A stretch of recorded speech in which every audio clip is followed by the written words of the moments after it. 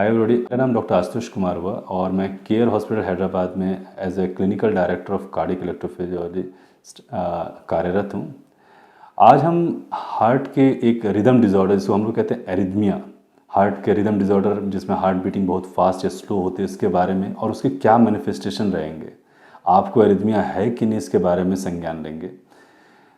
वो कौन से सिम्टम है जिस पर हम लोगों को मतलब पता होना चाहिए, जिसके बारे में हमको लगे कि हमको रिदम का डिज़ॉर्डर चल रहा है। तो उसमें 5 इंपॉर्टेंट सिम्टम्स होते हैं। पहला होता है धड़कन होना।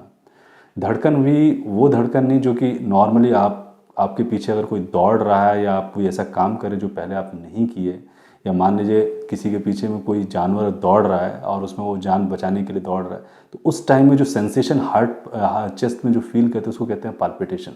आपकी धड़कन बहुत तेज़ हो गई और उसमें आपको ऐसा लग रहा है कि समथिंग एबनॉर्मल। सो ये जो प्रोवोक्ड पाल्पिटेशन या धड़कन है उसको हम लोग नॉर्मल लेते हैं।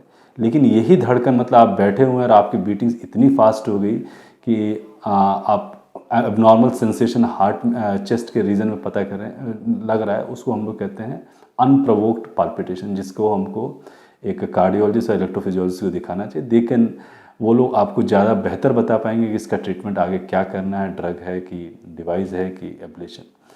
दूसरा होता है गिडीनेस, मतलब चक्कर आना, आपको ऑन एंड ऑफ चक्कर आ जा रहा है और आप काम करते समय मतलब इजी नहीं लग रहा, मतलब पूरी तरह से बेहोश नहीं हुए लेकिन चक्कर आ जा रहा है।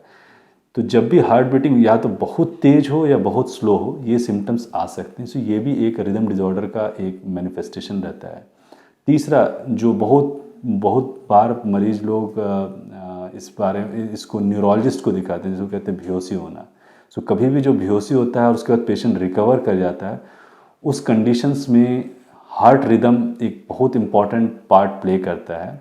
और ये हार्ट रिदम डिज़ॉर्डर का एक मैनिफेस्टेशन रहता है। हार्ट बीटिंग या तो बहुत फास्ट हुई या स्लो हुई या इरेगुलर हुई, इस सारे सिचुएशंस में ब्लड प्रेशर ड्रॉप करता है और पेशेंट अनकॉन्शियस हो जाता है। सो ये जो अनकॉन्शियस रहता है, इसमें पेशेंट अपने से रिकवर भी कर जाता है और उसको इवेंट के बारे में पता नहीं चलता है कि क्या हुआ था।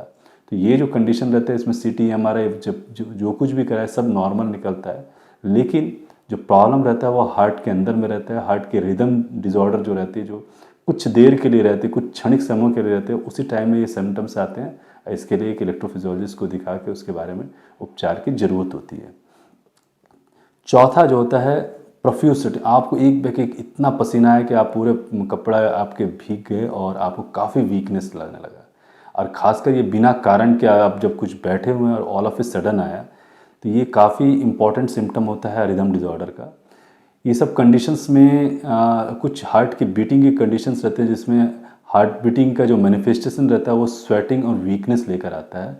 इसलिए इस कंप्लेन में अगर इस तरीके की कंप्लेन अगर आपको टाइम एंड अगेन आ रहा है, तो you should meet a electrophysiologist, और उसमें आपके कुछ जांचों से पता चलेगा कि ये कौन सा रिदम डिज़ॉर्डर के कारण ऐसा हो रहा है। अब पांचवा जो कि सबसे खतरनाक माना जाता है, उसको कहते हैं सडन डेथ।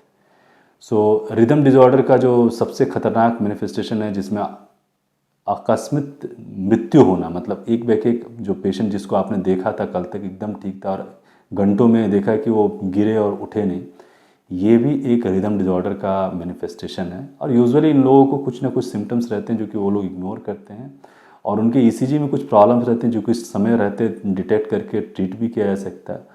और तीसरा जो सबसे इम्पॉर्टेंट चीज़ रहता है, ये फैमिली में रन करता है। जो आदमी चला गया इस दुनिया से वो तो एक बहुत बड़ी क्षति है ही है, लेकिन जो लोग फैमिली में हैं, खासकर उसके भाई बंधु जो फर्स्ट डिग्री रिलेटिव है, उनका भी इवैल्यूएशन होना चाहिए, क्योंकि हो सकता है वो जेनेटिक फैक्टर्स उनमें हो और उसको टाइम रहते ट्रीट करना पड़ता है। So thank you so much. जो 5 इंपॉर्टेंट सिम्टम हैं उसमें धड़कन का होना, चक्कर आना, बेहोशी होना, पसीने आ जाना, पसीने के साथ में वीकनेस होना और सडन डेथ, ये 5 मैनिफेस्टेशन हैं एरिथमिया के। Thank you for watching, see you next time, नमस्ते।